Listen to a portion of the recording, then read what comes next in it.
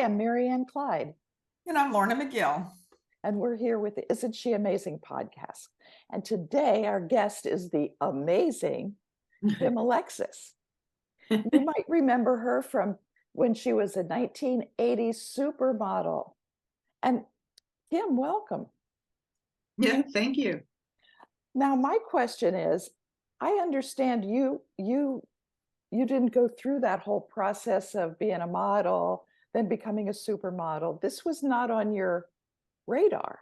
Is that right? Yeah, I went through the process, but I didn't plan on going through the process. So Okay.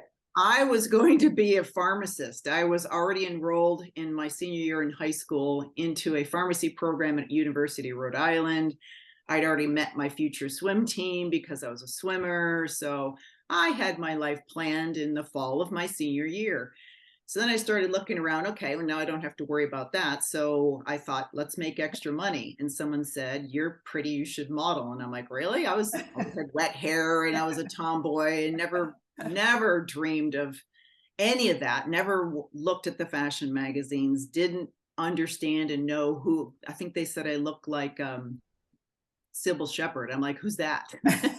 so So to me, it was a whole different world. But I thought, well, if I can make money before I go to college, I'll try it. So before I could go into the agency and make money, I had to go through a school, and I'm in Buffalo. So I would swim 5.5 hours a day, go all day to school, and jump in the car and go up to Buffalo and do a night course, maybe 1 or 2 nights a week. And felt like a fish out of water because these girls were polished and had their bags and their portfolios and a bunch of pictures, and they knew what they were doing. And I'm in this class going, what? so I just didn't feel comfortable. And one night there was this little man, he kept staring at me. And all of a sudden the owner of the school says, "Kim, step into my office." I'm like, oh, great. That's it. I'm being kicked out because I don't belong here. And so I get into the office. Now, this was back in 78. So you had to walk correctly, approach a door correctly, sit correctly. It was very much a charm school more than almost a modeling school. Yeah. So I did all those things correctly and sat down, and they're like, "So how would you like to go to New York to model?" And I'm like, "No, I got my life planned out. I want to be a pharmacist." And so that went on for weeks. And finally he says, "Let me just take some pictures." And so I said, "Okay, take your pictures and, you'll figure it out. Like, I don't belong here." And John Casablancas with Elite in New York was kind of hot and new at that point, and he was competing against Eileen Ford. And so he flew into Buffalo and had this huge press day, discover a model, and he signed me right away and promised me and guaranteed money for a year. Ooh. So I think he knew he had to do that to pull me away from going to college, which was my safety zone. I was a nerd and in the band, and I loved books and reading and studying. And so to go into New York like that, he had to promise me money, and he knew I could pay it back. That's how I don't know. He just thought I had what it took.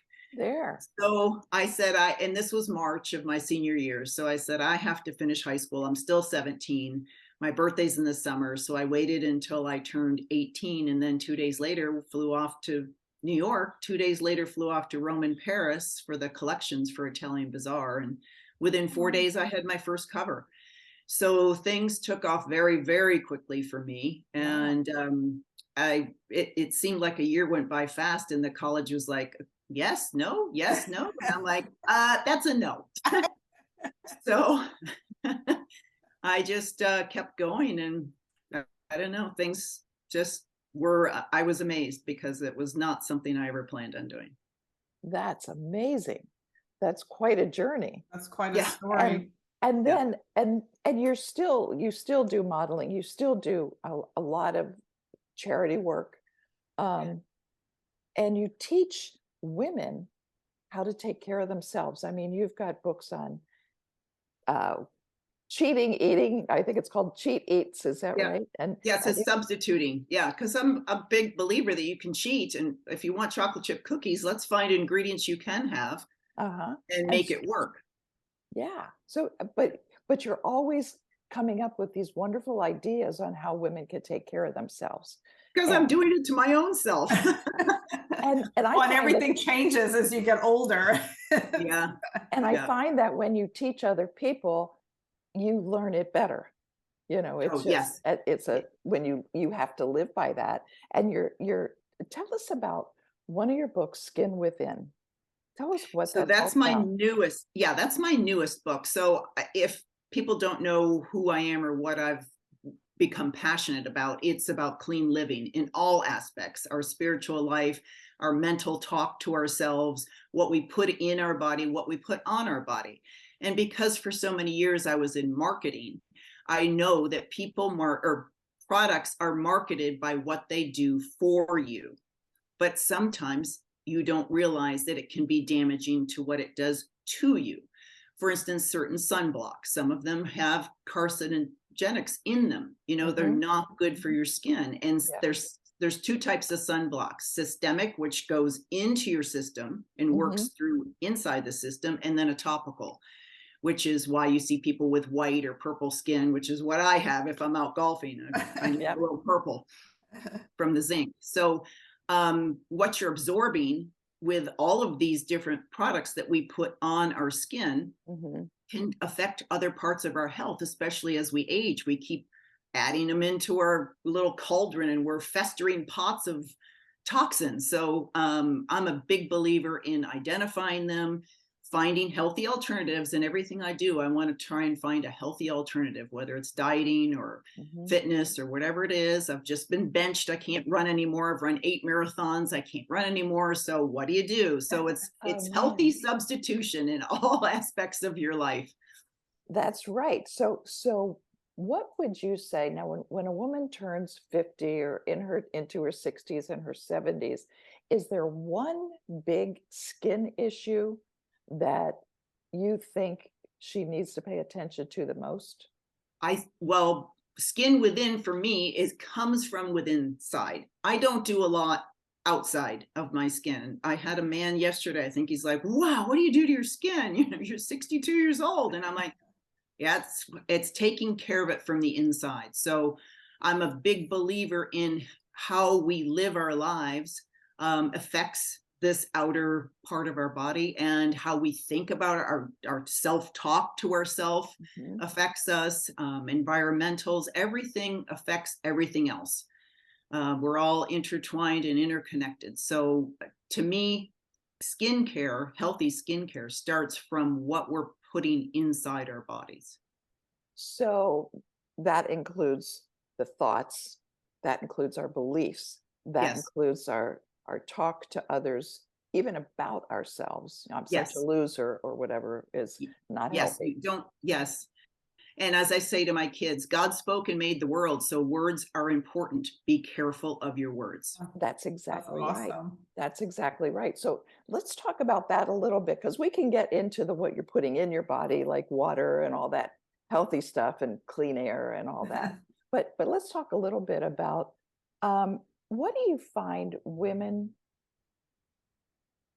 what's the biggest problem women do with their words that harm them from the inside?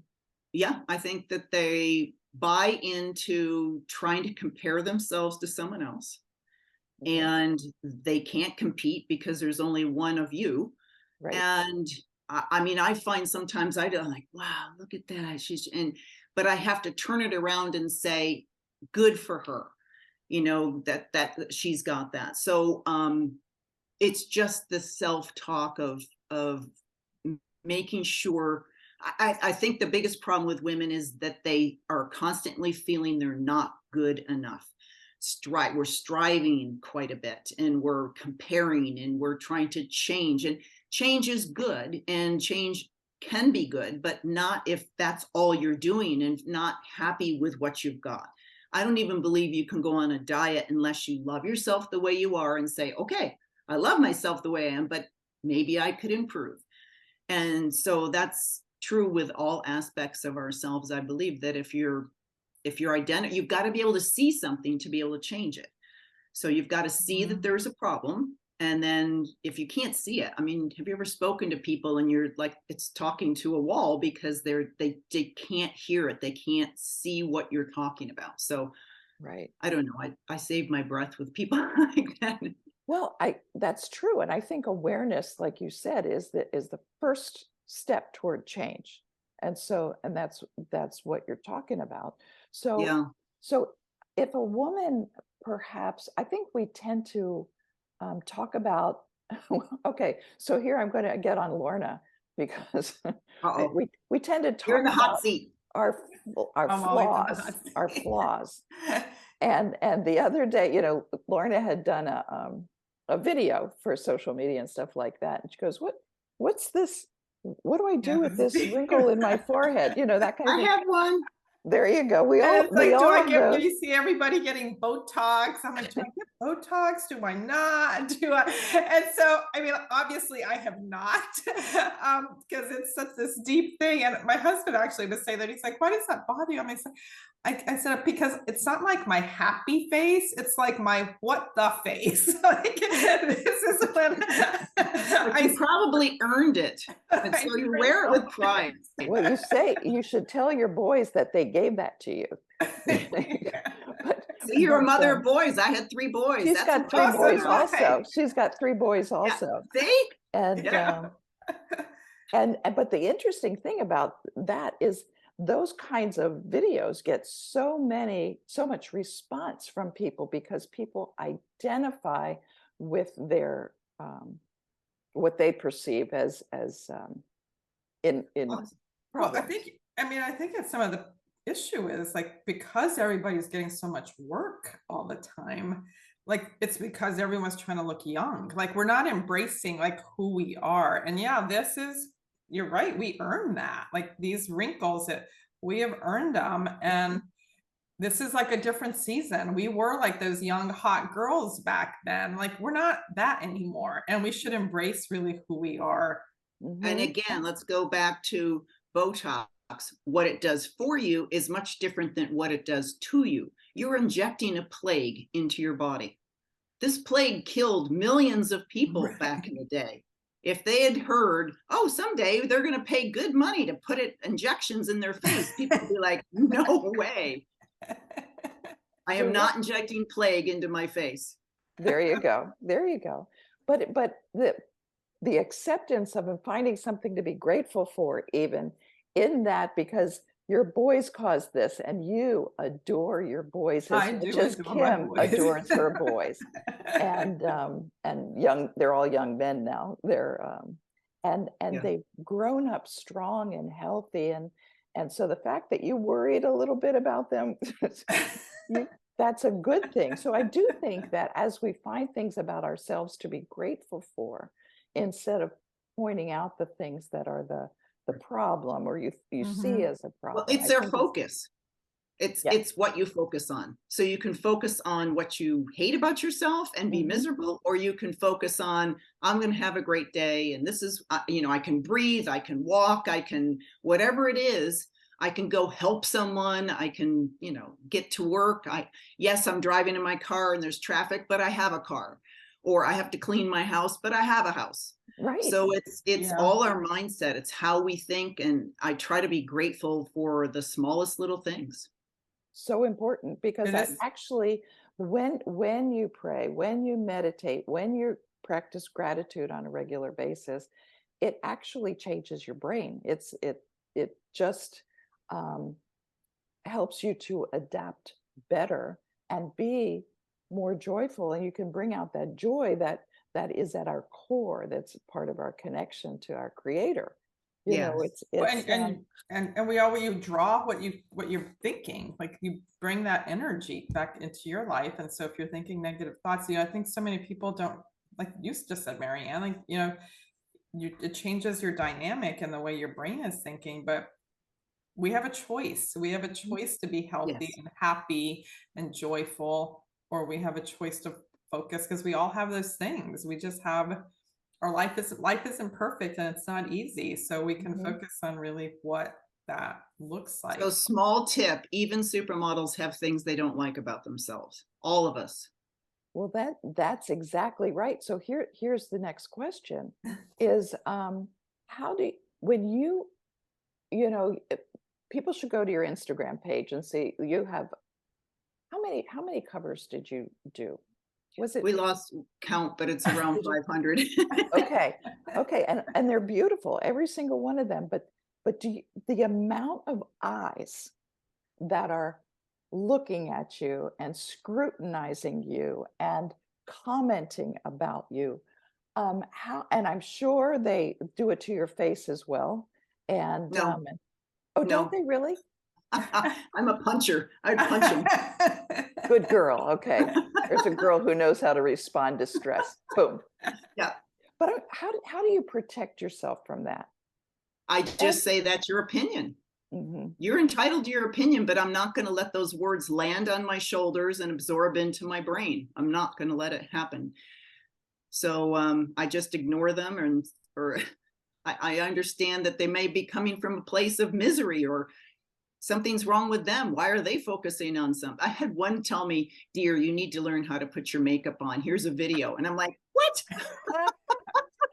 I'm like, I'm pretty sure I know how to put my makeup on. I wanted to wear more eyeshadow than you thought was good.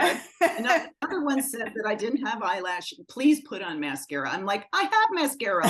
It's natural. It smells like honey. So but that's it. So you had to protect yourself from everybody's opinions. at the age of 18, Yes. I had to protect myself from things. Now, and let's get into this. So modeling is a business unlike many others because you are alone every day. Every time I traveled around the world, it was by myself. I didn't have a team. I didn't have a coach. I didn't have other people around me. I was by myself. And once you leave the business at the ripe old age of 25, you don't have a alumni team where people can appreciate you and remember your stats. And you were by yourself every single day. You were looking for a new address, a new parking spot, how to get there on the subway, whatever it was. But it was all a mystery whether you're going to have a great grand lunch or you should have brought your own. You just didn't know. So it's a very strange business. Yeah. Which nobody sees that. You just see all the glamour and So talk about how you built up. You have such a strong character and a deep faith, and you're always helping others. You're involved in one charity or another, promoting something good going on, writing books about how women can take care of themselves, how you recovered from your thyroid issues and so Yep. forth, and how they can make, a muffin. Healthy choices. And, Yeah. right. And still eat a muffin, Eat the muffin. And so you have built this character within you all by yourself, essentially. I mean, I know you've had relationships and you've got good friendships and stuff like that, but especially those first 7 years, you were that stuff doesn't come naturally. So I don't know where I got it from, but there was this very heavy dose of self-preservation. And I came from a very small town. But I only had a sister, so I didn't have brothers. I didn't know how boys thought until I had sons of my own. I'm like, I'd ask them, like, when that girl does that, what are you thinking? They're like, Mom, we're animals. And I'm like, okay. These young girls don't get dressing the skimpy way they dress and whatever, that they're just tormenting these young boys and they're asking for it. So I didn't have any of that, but I didn't want to ask for it. I didn't want to be, I don't know, just promiscuous. I didn't need that to value myself. I think some girls think that negative attention is better than no attention. Well, I think that is. So I don't know. I was asked to do so many weird things and I'd be like, no, that's not a good idea. So, you just either have it or you develop it, hopefully. Now, have you always had a strong faith, or is that something that came into your life at another time? Both. I grew up I was an elder of my church at 17. Okay. So Wow. doesn't really go, but they wanted a young person's opinion. And so I grew up in church and would attend youth group. We used to make a bunch of peanut brittle, like tons of peanut brittle, so we could go on trips every year. So, I mean, I was around church and I knew God, but they didn't talk about the devil. They didn't talk about the Holy Spirit. It was just different. So it wasn't until I was about 30 in New York and going through struggles with my first marriage that I had a young nanny that I thought that I was fine. And then she was playing Christian music and it felt like, or it sounded like nails on a chalkboard to me. I was like, oh, what is that? And I thought, what's wrong with me? So I do a lot of self-evaluation. Like, Uh-huh. why is that bothering me? And so finally I'm like, I want what you have. And so she led me through the Lord's Prayer. So yes, I grew up knowing God, but it wasn't until I was 30 where he's living inside me now. Yeah, and that's a lot of the character stuff that it kind of emits from you, that you help so many people all the time. Is there a particular charity that you actually promote a lot, or do you spread your time around with many? At this point, I spread my time around. I've not developed my own charity. I think I would have had more of an inkling to do that if I stayed in one place. But I've been one of those women who's moved so many times around the country that I'm constantly establishing new relationships. And I've been here in Scottsdale for 6 years now. And my husband's he's been here for 37 or so. So he's very involved. And so he'll pull me into things and either I like them or he can do them by himself and I'll do other things. But yes, it's helping others when they ask, so that someday when I have my charity, I have a lot of chips to call in. Well, there you have it. You always have to have a plan. Yeah. That's right. Well, let us know when that is. So, Yeah. so I'm going to take a little diversion too and find out, because I know that several of the women we have, we've had someone write a blog on thyroid issues and stuff like that. And several women have mentioned that they have thyroid issues. Would you talk about your journey with thyroid? Sure. And Yeah. how So you healed yourself? well, I mean, God heals and the body can, if you give the body the right tools, it can heal itself. But I am taking thyroid now. Okay.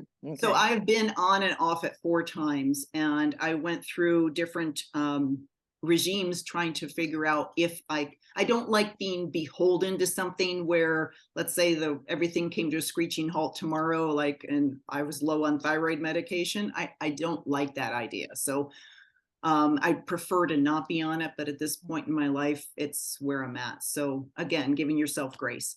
But my journey, I'm not a doctor. I'm not even a pharmacist. Never too I late. wanted to be a pharmacist also when I was going off to college. Oh, you did? I did. Yeah. So it's just been my trials and errors and things that I've done. And I don't know, when you were pregnant, when we were all pregnant, we would read about labors and you wanted to know everybody's labor just because it was important to you. You didn't know, you kind of dreamed like, what would it be like for me? Well, I believe when we share our stories that other people can take bits and pieces from them and learn or apply it to themselves. And so that's what I did in my book. Yeah, that's a great plan. So it's called The Thyroid Journey, or Your Thyroid Journey. And it's on Amazon. And it's just, I wanted to recommend that to women who have struggled with thyroid, because I know a lot of people do.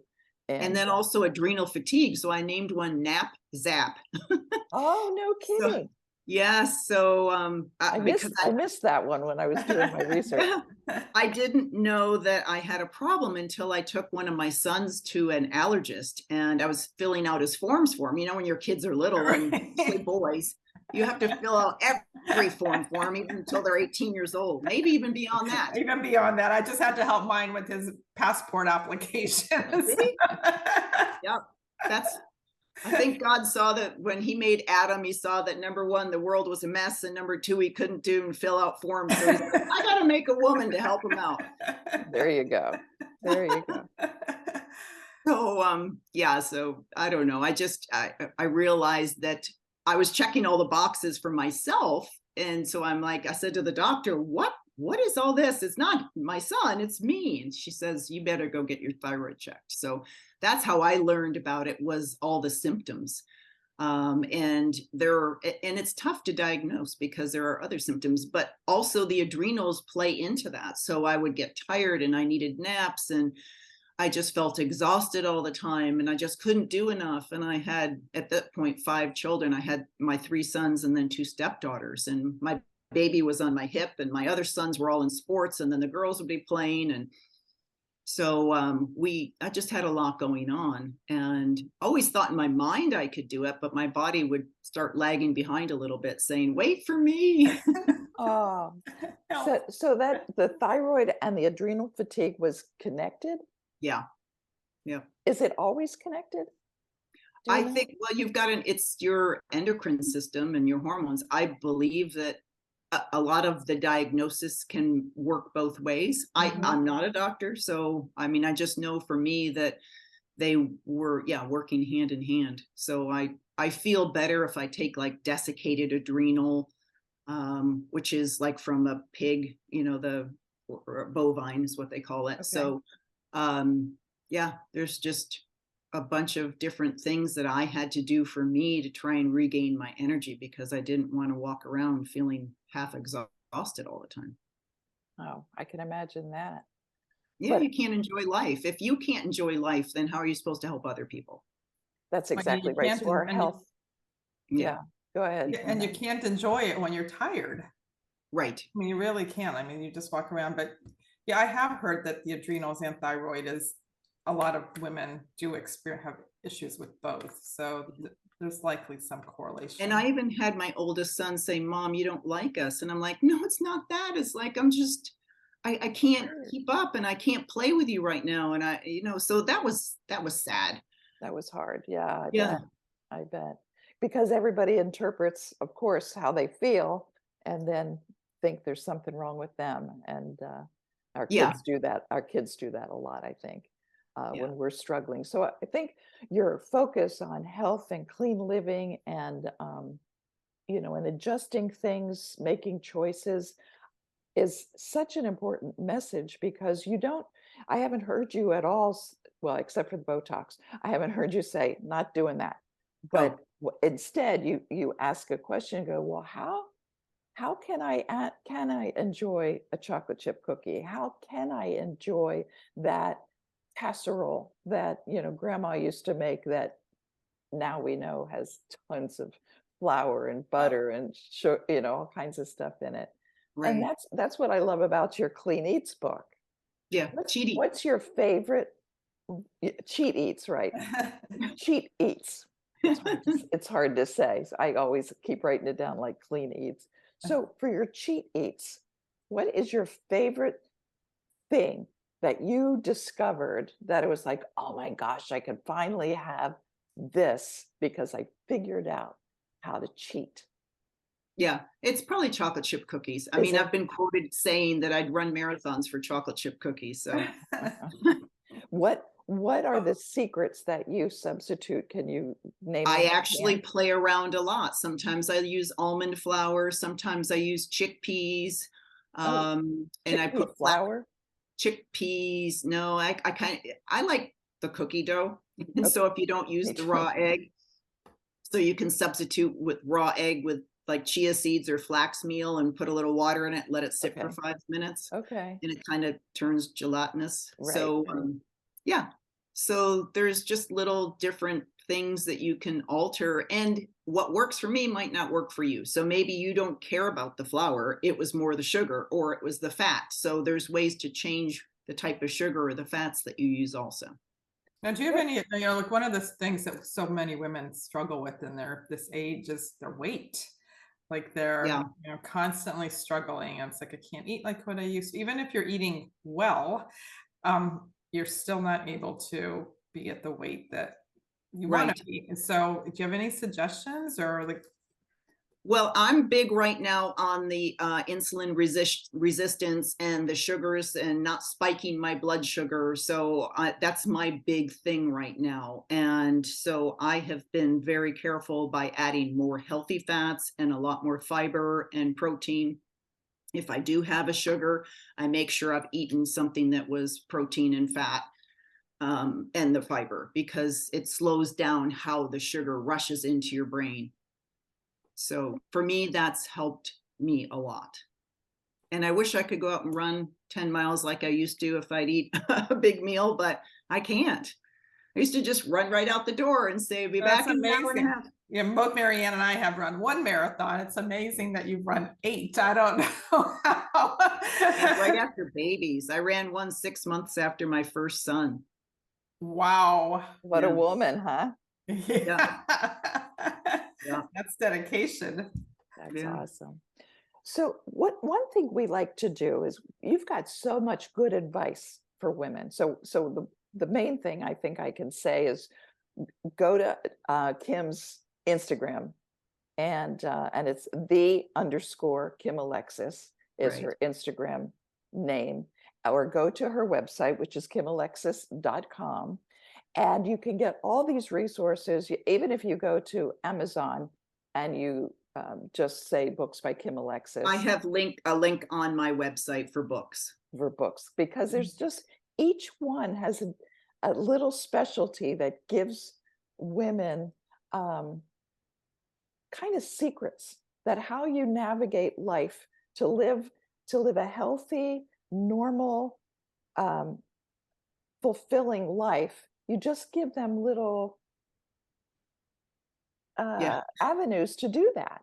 And I just and I'm very normal. People will say, you don't act like a celebrity. You're very normal. And I'm like, that's the only way I know how to act. There you go. And that's very down to earth and very grounded. And it's an important, I think, for someone who could be otherwise. I think the fact that you're grounded and involved in health and charity work and helping women live strong, healthy lives is a huge, well, just being an example of what it looks like when you do take care of yourself. And the steps that you have to take. That's what I said. Nothing's been done. So somebody's got to preserve what it is like to not mess with your face. So there you go. That's awesome. Yeah.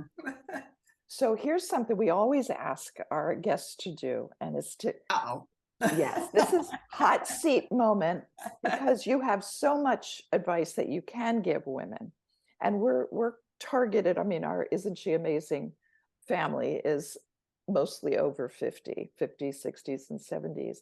What one step, if they wanted to improve their lives now? They're listening to all the things that you're talking about, but they want to make their life better. What would be the first step, something they can do today that I would say so it's self-evaluation. What's important to you? What do you see that you need to change? And then figure out how you can make those healthy steps. That's so just one step at a time. Everything is healthy substitutions. So you don't feel deprived. There's nothing worse on a diet than feeling like deprived and, I can't have this and I can't have that. What about what you can have?